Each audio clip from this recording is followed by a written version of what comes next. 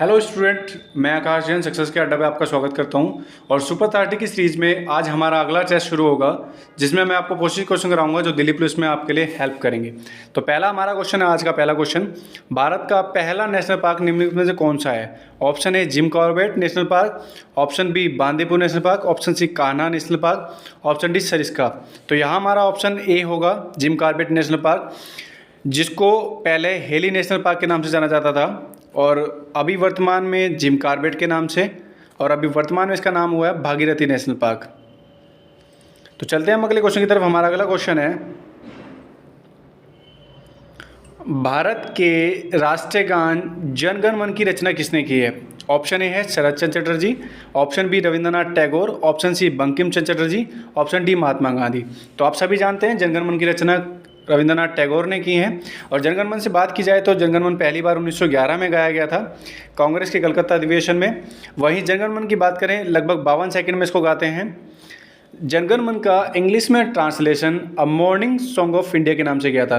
तो स्टूडेंट, ये क्वेश्चन भी आपसे पूछा जाता है। चलते हैं अगले क्वेश्चन की तरफ। हमारा अगला क्वेश्चन है, राष्ट्रपति का अध्यादेश कितनी अवधि के लिए लागू रहता है? ऑप्शन ए 3 महीने, ऑप्शन बी 6 महीने, ऑप्शन सी 9 महीने, ऑप्शन डी अनिश्चित काल के लिए। तो आप लोग जानते हैं, जब संसद नहीं चलती है, संसद के दोनों सदन नहीं चलते हैं, तो राष्ट्रपति के द्वारा एक कानून या कच्चा कानून पास किया जाता है, जिसको अध्यादेश कहते हैं। उसकी अवधि अधिकतम 6 महीने है। और स्टूडेंट आपसे पूछता है किस अनुच्छेद के तहत? तो 123 अनुच्छेद के तहत राष्ट्रपति के द्वारा अध्यादेश जारी किया जाता है। चलते हैं हम अगले क्वेश्चन की तरफ। हमारा अगला क्वेश्चन है, क्या कर रहा है, अलाउ करूं? तो हमारा अगला क्वेश्चन है, किसने कहा था तुम मुझे खून दो मैं तुम्हें आज़ादी दूंगा? Option A Shyam Krishna ji Varma, option B Subhash Chandra Bose, option C Bal Gangadhar Tilak, option D Sardar Vallabh bhai Patel. तो यहाँ हमारा ऑप्शन बी सही होगा। सुभाष चंद्र बोस का नारा है कि तुम मुझे खून दो मैं तुम्हें आज़ादी दूंगा। वहीं बाल गंगाधर तिलक की बात करें तो बाल गंगाधर तिलक का एक फेमस नारा है, स्वराज मेरा जन्मसिद्ध अधिकार है और मैं इसे लेकर आऊँगा। चलते हैं हमारे अगले क्वेश्चन की तरफ। हमारा अगला क्वेश्चन है, मानव हृदय में कितने चैम्बर होते हैं, या मानव हृदय कितने चैम्बरों में विभक्त होता है? Option A 2, option B 3, option C 6, option D 4। तो यहाँ हमारा ऑप्शन डी सही होगा। मानव हृदय में 4 चैम्बर होते हैं। अगर हिंदी में बात करें, दायालिंद, बायालिंद, दायानिलय, बायानलय, इस तरीके से हम मानव हार्ट में 4 चैम्बर में बांटते हैं। तो चलते हैं हमारा अगला क्वेश्चन की तरफ। हमारा अगला क्वेश्चन है, भारत में अंग्रेजी शिक्षा की शुरुआत किसने की थी? ऑप्शन ए लॉर्ड कर्जन ने, option B Jawaharlal Nehru, option C Lord Macaulay, option D Dalhousie. तो आप सभी लोग जानते हैं, भारत में ब्रिटिश एजुकेशन या इंग्लिश एजुकेशन की शुरुआत लॉर्ड मेकाले ने की थी। तो ऑप्शन सी सही होगा हमारा। चलते हैं अगले क्वेश्चन की तरफ। हमारा अगला क्वेश्चन है, विश्व पर्यावरण दिवस कब मनाया जाता है? ऑप्शन ए 5 जून, ऑप्शन बी 15 जून, ऑप्शन सी 8 जून, ऑप्शन डी 4 अप्रैल। तो हमारा जो पर्यावरण दिवस है वो मनाया जाता है 5 जून को। प्रतिवर्ष 5 जून को पर्यावरण दिवस मनाया जाता है। तो चलते हैं अगले क्वेश्चन की तरफ। हमारा अगला क्वेश्चन है, किसको सामान्य बोलचाल भाषा में भारत का परिपास्थ पुरुष या मिसाइल मैन कहा जाता है? Option A C V Raman, option B doctor Hargobind Khurana, option C doctor Chandrashekhar और option D doctor APJ Abdul Kalam. तो भारत में मिसाइल मैन के नाम से डॉक्टर एपीजे अब्दुल कलाम को जाना जाता है। वही मिसाइल वुमेन की बात करें तो टेसी थॉमस, और रॉकेट मैन की बात करें तो के सिवान।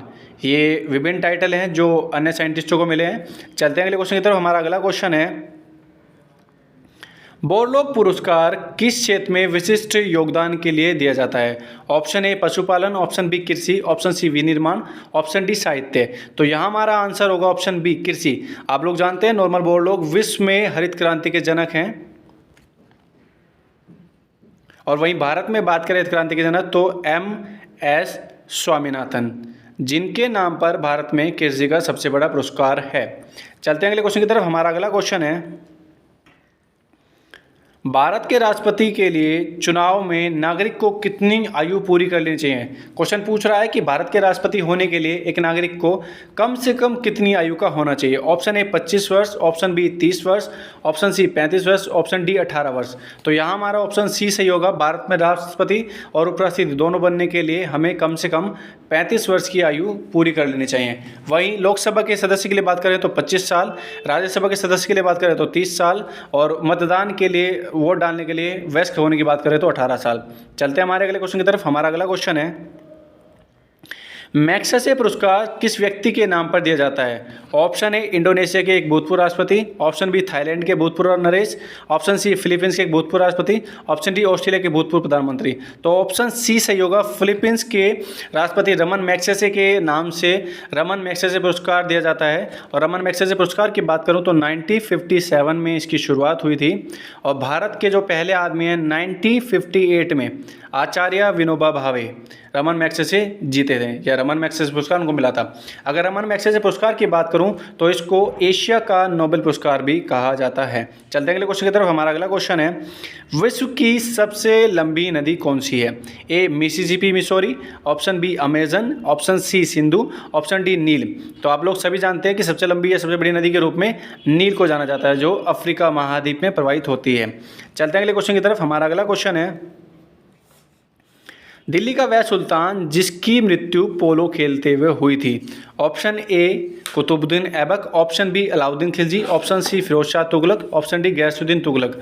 तो आप सभी को पता है दिल्ली सल्तनत की शुरुआत करने वाला कुतुबुद्दीन ऐबक, जिसकी मृत्यु पोलो खेलते हुए हुई थी। कुतुबुद्दीन ऐबक की बात करूं तो 1206 में सुल्तान बनता है और 1210 में इसकी मृत्यु पोलो खेलते हुए होती है। चलते हैं हमारे अगले क्वेश्चन की तरफ। हमारा अगला क्वेश्चन है,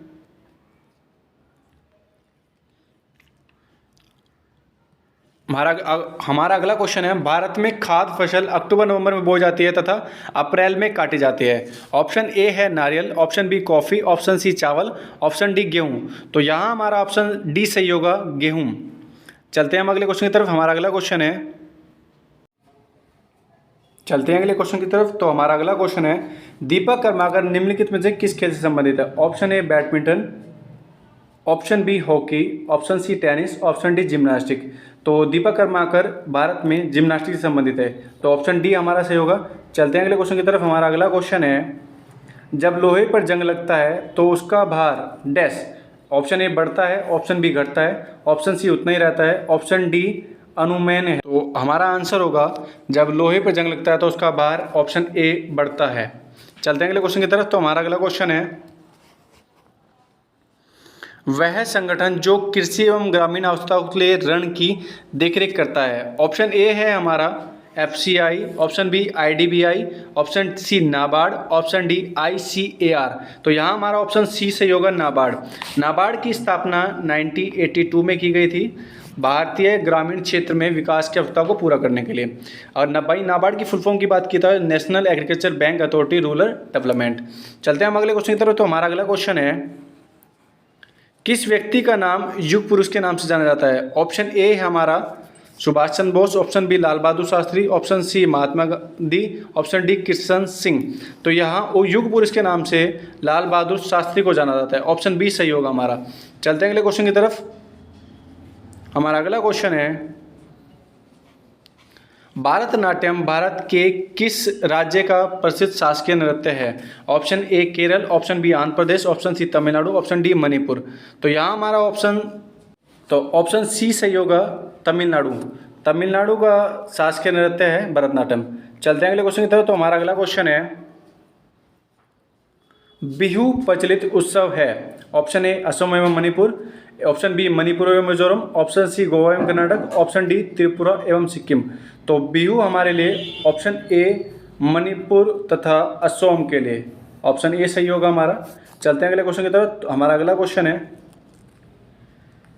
प्रतिवर्ष उपभोक्ता दिवस कब मनाया जाता है। Option A 1 April, option B 23 अक्टूबर, option C 15 March, option D 5 दिसंबर। तो प्रतिवर्ष 15 मार्च को भारत में उपभोक्ता दिवस मनाया जाता है। चलते हैं अगले क्वेश्चन की तरफ। हमारा अगला क्वेश्चन है, पहला भारतीय कमांडर इन चीफ कौन था। Option A general S general S Thimayya, option B general A M Cariappa, option C SHNFJ मानक शाह, ऑप्शन डी इनमें से कोई नहीं। तो ऑप्शन बी हमारा सही होगा।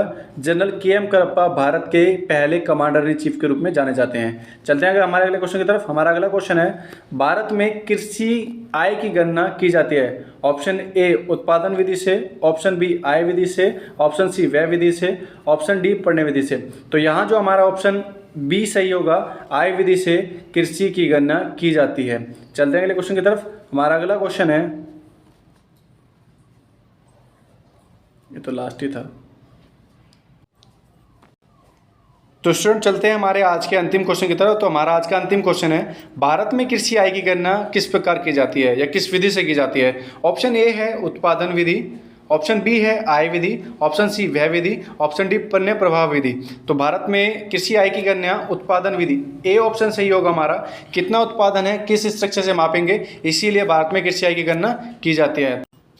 सुपर 30 की सीरीज में आज के लिए इतने ही क्वेश्चन। कल फिर मैं आप लोगों को बताऊंगा नए 25 क्वेश्चन लेकर जो आपको मदद करेंगे दिल्ली पुलिस में। और सक्सेस के अड्डे चैनल को सब्सक्राइब करें, वीडियो को लाइक करें, कमेंट करें और आप लोग हमें मोटिवेट करें वीडियो और बनाने के लिए। धन्यवाद।